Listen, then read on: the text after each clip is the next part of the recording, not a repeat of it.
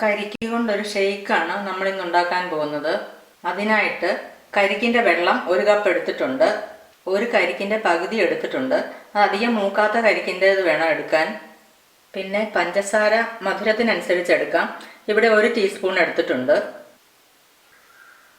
നമ്മൾ കരിക്കിൻ്റെ കാമ്പൊന്ന് ചീകി എടുത്തിട്ടുണ്ട്. അതും കരിക്കിൻ്റെ വെള്ളവും പഞ്ചസാരയും എല്ലാം കൂടെ ഒരു മിക്സിയുടെ ജാറിലേക്ക് ഇടാം.